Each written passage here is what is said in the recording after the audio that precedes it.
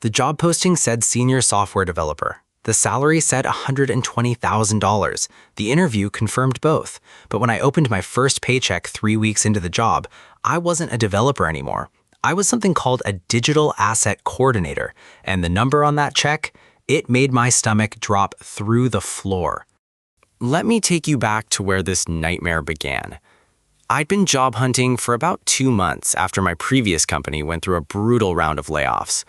I had 7 years of experience as a software developer, solid references, and a portfolio I was genuinely proud of. When I saw the listing for Vertex Solutions, it felt like fate. Senior software developer, remote hybrid flexibility, $120,000 base salary plus benefits. The job description read like it was written specifically for me. React, Node.js, cloud architecture, leading small development teams. I applied within 20 minutes of seeing it. 2 days later, I got a call from their recruiter, a guy named Marcus, who sounded like he'd had about 6 espressos. He was enthusiastic, talked fast, and kept saying things like, "You're exactly what we're looking for, and this role's going to be huge for your career." The interview process moved quickly. A phone screening with Marcus, a technical interview with someone named David, who I assumed was the engineering lead, then a final round with the department head, a woman named Christine, who wore a sharp blazer and spoke with the kind of corporate polish that made everything sound important. During that final interview, I asked Christine directly about the salary. "So the posting listed 120 base," I said. "Is that accurate for this position?" She smiled and nodded. "That's correct. 120 base plus our standard benefits package, and you'd be eligible for our annual performance bonus after your first year." I asked about the day-to-day responsibilities. She described exactly what the job posting had outlined: building and maintaining web applications, collaborating with the product team, eventually mentoring junior developers. Everything checked out. Everything felt right. They sent the offer letter 3 days later. I read through it carefully. Senior software developer, start date March 15th, and there it was, annual salary $120,000. I signed it. I gave notice at my freelance gigs. I celebrated with my girlfriend over dinner. I thought I'd finally landed somewhere stable. My first day at Vertex Solutions, I showed up at their downtown office wearing a new button-down shirt, laptop bag over my shoulder, ready to dive into code. The building was nice, glass and steel, modern lobby, the whole corporate aesthetic. But when I got to the 4th floor where the tech team was supposed to be, something felt off. The receptionist looked at her screen, furrowed her brow, and said, "Marcus Chen? It says here you're in suite 412B. That's down the hall, through the double doors, take a left." Suite 412B wasn't with the development team. Suite 412B was a windowless room filled with filing cabinets, old server racks, and about 15 cardboard boxes stacked against the wall. A middle-aged man in a wrinkled polo shirt looked up from a desk covered in papers. "You the new guy?" "I think so," I said. "I'm Marcus. I'm starting as a senior developer today." He laughed. Not a friendly laugh, more like the laugh of someone who'd seen this before. "Developer, huh? That's what they told you?" He shook his head. "I'm Gary. Welcome to Digital Asset Coordination. Hope you like scanning documents." I stood there, frozen. "I'm sorry, what?" Gary gestured around the room. "This is what we do here. We take old paper records, scan them, tag them in the system, and file them digitally. The company's been trying to go paperless for about 6 years now. Progress has been slow." "There has to be a mistake," I said. "I interviewed for a software development position. I have the offer letter right here." I pulled out my phone and showed him. He barely glanced at it. "Yeah, they all say that. Check your employment contract, the one you actually signed with HR on your first day paperwork, not the offer letter, the contract." My blood went cold. I hadn't signed any contract yet. I'd only just arrived. But sure enough, when I went to HR that afternoon to complete my onboarding paperwork, there it was, a 12-page employment agreement that listed my position as Digital Asset Coordinator 1, not Senior Software Developer. The salary line read $62,000. I stared at the HR coordinator, a young woman who couldn't have been more than 24, avoiding eye contact like her life depended on it. "This isn't what I agreed to," I said, keeping my voice as steady as I could manage. "My offer letter says senior developer at 120. She nodded slowly.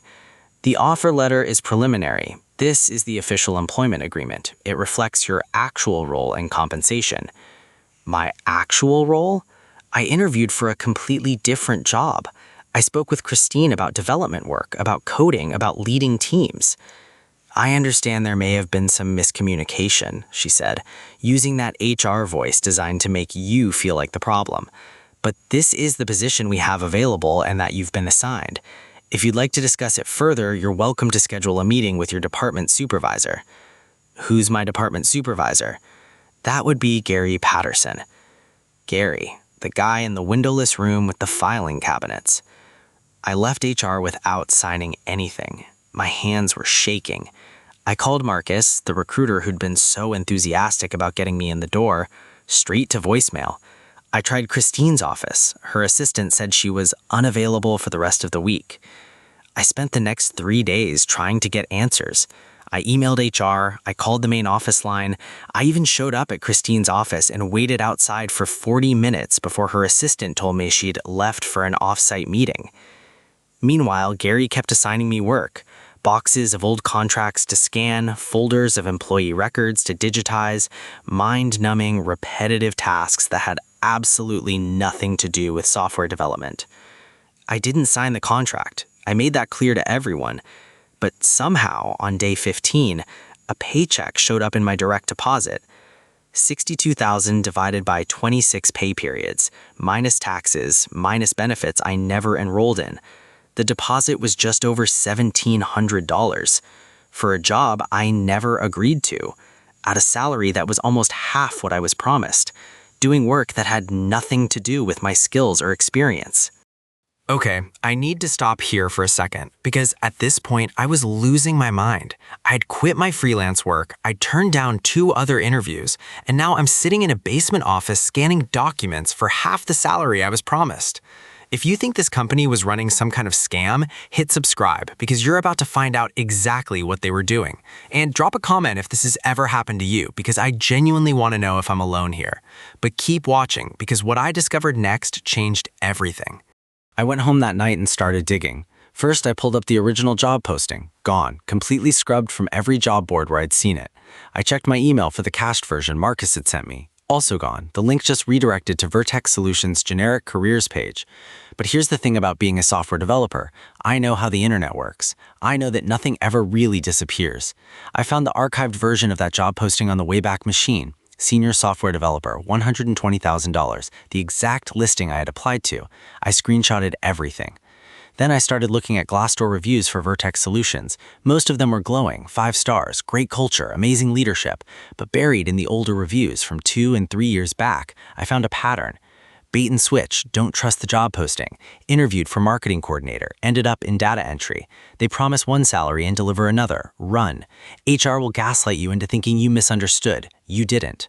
I counted 11 reviews describing the exact same experience I was having. 11 people who'd been promised one job and given another. 11 people who'd seen their salaries slashed by 40 to 60% between the offer letter and the official contract. This wasn't a mistake. This was a system. I spent the entire weekend building a case. I gathered my offer letter, my email correspondence with Marcus, the screenshots of the original posting, the Glassdoor reviews, and my unsigned employment contract. I also pulled the state labor laws regarding job offer discrepancies and fraudulent hiring practices. Monday morning, I didn't go to Suite 402B. I went straight to Christine's office and told her assistant I wasn't leaving until I had a meeting. 3 hours later, Christine finally appeared. "Marcus," she said smoothly, gesturing for me to sit, "I understand you have some concerns." "Concerns doesn't quite cover it," I replied. "You interviewed me for a senior developer position, you confirmed the salary, you sent me an offer letter reflecting both, and then you tried to force me into a completely different role at nearly half the pay." She folded her hands on her desk. "There may have been some miscommunication about... I have the original job posting, archived, time-stamped. I have 11 Glassdoor reviews from other employees describing the exact same bait and switch. I have documented evidence that this company systematically misrepresents positions and salaries to attract candidates, then pressures them into accepting inferior terms once they've already quit their previous jobs." Her expression didn't change, but I saw something shift behind her eyes. I also have an appointment scheduled with the State Department of Labor for Wednesday afternoon, and I've already drafted a complaint to the Better Business Bureau and a detailed post for Reddit's anti-work community with about 2 million subscribers. Silence. What do you want, Marcus? I want the job I was hired for, at the salary I was promised, effective immediately. I want it in writing, signed by you and the head of HR, with an acknowledgement that the original offer letter terms are binding. That's not... Or, I said, I walk out of here today and file every complaint I've prepared, and when the investigators start looking into your hiring practices, I have a feeling they're going to find a lot more than just my case. She stared at me for a long moment, then she picked up her phone and called HR. 2 hours later, I had a new contract. Senior software developer, $120,000, a formal letter acknowledging the administrative error in my initial placement, and a relocation to the actual development floor, where I'd be working with David, the guy who'd conducted my technical interview, and who seemed genuinely confused about why I'd been stuck in the basement for 3 weeks. "We thought you changed your mind about the role," he said when I joined the team. "HR told us you preferred the digital asset position." "HR told you that?" "Yeah, weird, right?" Weird didn't begin to cover it. I worked at Vertex Solutions for another 4 months, long enough to get the experience on my resume, long enough to document everything I saw, and long enough to quietly encourage 3 other misplaced employees to push back on their contracts the same way I did. 2 of them got their original positions restored, 1 of them quit and filed a complaint with the labor board anyway. I left Vertex in August for a legitimate company that put everything in writing and actually delivered on their promises. Before I left, I posted my full experience on Glassdoor with every detail I could include without getting sued. Last I checked, that review had over 300 helpful votes, and Vertex's overall rating had dropped from 4.2 stars to 2.8 stars. The lesson I learned? Never trust a job offer until you see the actual employment contract. Get everything in writing before you give notice anywhere else. And if something feels wrong in those first few days, trust your gut, because companies that operate in good faith don't need to hide their paperwork.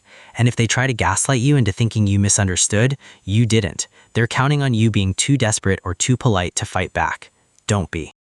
Thank you so much for listening to this story. If it resonated with you, please hit that like button and subscribe so you don't miss the next one. I read every single comment, so drop your thoughts below. Have you ever experienced a bait-and-switch job offer? How did you handle it? And if you have your own workplace horror story you want to share, send it in. Your story might be featured in an upcoming video.